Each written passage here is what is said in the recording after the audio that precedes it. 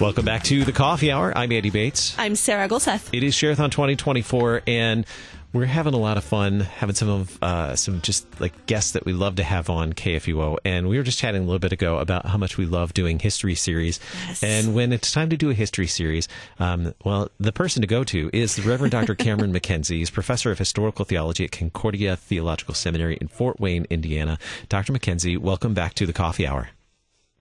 Well, I'm glad to be here. Thank you, and thank you for letting me be a part of the Sharathon. I'm glad to lend my voice to support of your ministry and all the good things you do. So I'm glad to be here. Well, we always have a lot of fun. Sarah, how on a scale of 1 to 10, oh boy. When we get to study history, learn about history with Dr. MacKenzie, yeah, it's off the chart. I mean, it goes to 11, so, if I do say so. Where did this history series idea begin? I think we chatted about probably some historical event and said, oh, we need to have a series about this. And yes. You said, I'm game, let's do it. Yes. And so then we brainstormed what would be fun and said, you picked Dr. MacKenzie, and that's when you said, how about the English Reformation? And it all just spiraled from there. History. So, Dr. MacKenzie, why is it important to remember and teach the church's history today? I mean, this is your life's work. Why is it important? Mm-hmm. It is, but before I answer your question, I just want to comment on you've enjoyed it. I enjoy it too. Years ago, a friend of mine described my personality this way, or my career this way. He said, well, you like to read books and then tell other people about them. And your program gives me an opportunity to tell lots of people about the stuff I've read that I have found interesting and worthwhile. And I hope others do too. And the fact that you guys at least say you do, but you invite me back, so I guess probably you do really and truly. So oh, yes. It's been a very nice relationship for me as well. So thank you for letting me be a part of your programming. But now you asked the question of why history and what's important about it. Yeah. Okay. Let's just start with a very basic thing, but sometimes people, especially who aren't Christians, don't realize it. But Christianity is a historical religion, and I don't mean just that Christians are people in history, but at the root of Christianity is the idea that God has acted in human history. God, the universe, operates according to natural law. We all agree with that, et cetera. But God is not only in control of it, but he acts in it. Just think about the Apostles' Creed for a moment. We get to that second article, we're confessing our faith in Jesus Christ, and what do we say? Suffered under Pontius Pilate. Mm-hmm. Now, Pontius Pilate is somebody you can find in the Roman history books. He's a person who really lived, and God acted through him in time and space. And, of course, what I'm thinking particularly of is the incarnation. Jesus, the Son of God, second person of the Trinity, became a true human being. And he walked around, he spoke, he ate, and he drank. He touched people, people touched him. He was a part of human history as a true man, as much as true God. And then at the very end of his earthly ministry, he suffered, he died on a cross, and if you had been there at the time, you could have rubbed your hand on that cross and gotten slivers. And then finally, he arose from the dead, and he arose from the dead also as a part of our history. There were people there who saw it and witnessed to it. Think of what St. Paul says in 1 Corinthians 15. He talks about all those who witnessed, and he says some have fallen asleep, but others are still alive, so you could go and see him. So Christianity is a historical event. It's a historical event with divine and saving significance, but it is definitely something in history. So God himself has chosen to make himself known by doing things in history. If you take away history, you really take away Christianity. So that's kind of where I start. Our God, the true God, acts in human history, and he has done so in a redemptive and saving way. So that's kind of point number one. Christianity is a historical religion. It's not just kind of philosophy. It's not just kind of good morality. It's not some kind of abstract truth about there's a God and so forth. No, at the core of Christianity, there are these saving acts of God in human history. I think so. Those are some of my most favorite Bible studies, when I know pastors on Thy Strong Word and Sharper Iron, when they're going through the books of the Bible, they're pulling in these elements of, oh yeah, we're talking about this person in this chapter, and this is the rest of his history, and why this actually makes a difference in the story that they're talking about in Scripture. I think that you make such a great point that there's so many elements that are connected to Christianity, and learning all of that history is just so exciting and really important. Now, I know, like in seminary, our church leaders and pastors learn history. Why is it important for us as lay people to learn history as well? Yeah, sure, right. Well, if we start from the biblical record of God acting in history, we learn and remember that God still is in charge of human history. God is the one who controls our destiny. Now, he does this in accordance with the promises that he has made to his church, to his people.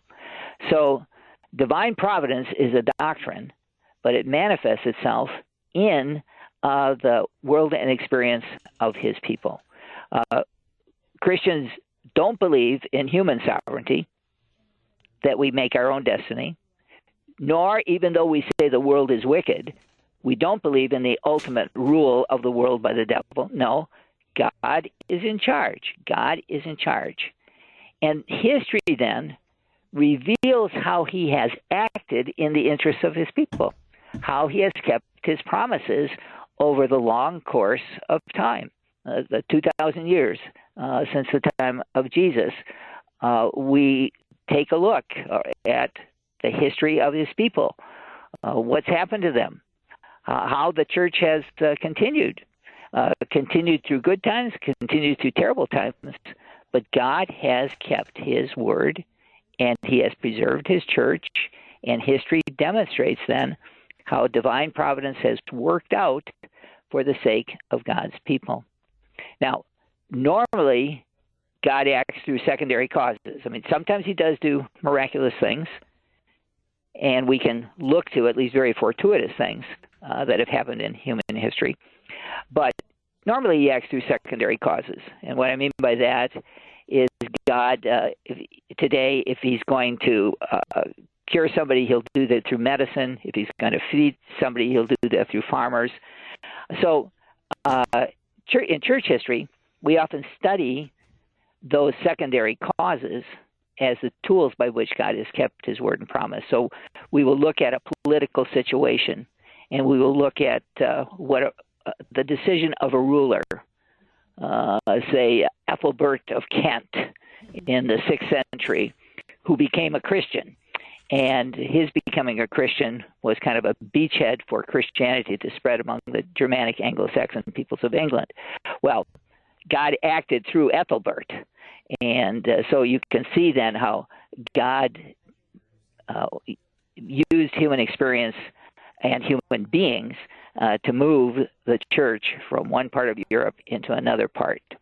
So history then, the study of it just generally, does show how God works, how he has worked, how he's kept his promises, how he's preserved his people, how he's spread his word through the course of time, all of which he promised to do when our Lord himself was here and speaking about the Christian faith and life to his disciples.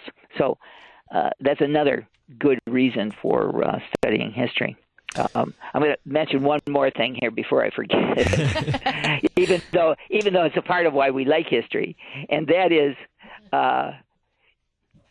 history is all about people, and people are inherently interesting. They do things or they don't do things. They demonstrate good characteristics or bad characteristics.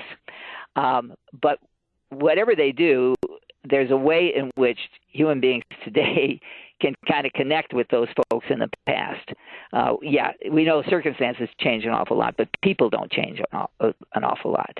So we have very interesting human stories in history, and it's even more exciting when those human beings are Christians, because then we can see how real people like us, dealt with the challenges, opportunities, temptations of their times and their lives, and we can kind of connect with that, and oftentimes they can become examples to us, inspirations to us, sometimes of things not to do, but other times of things to do.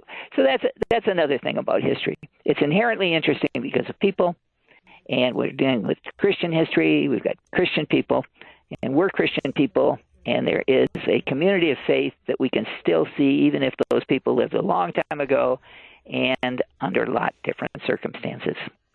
We have just about a minute left to wrap up our time. I know it's gone so quickly. I know. It always happens when we're talking church history. Yes. What is? I know we learned a lot in the first two series that we've done. We have another one on the horizon as well. We'll talk about that briefly. But what's your favorite era in church history to teach?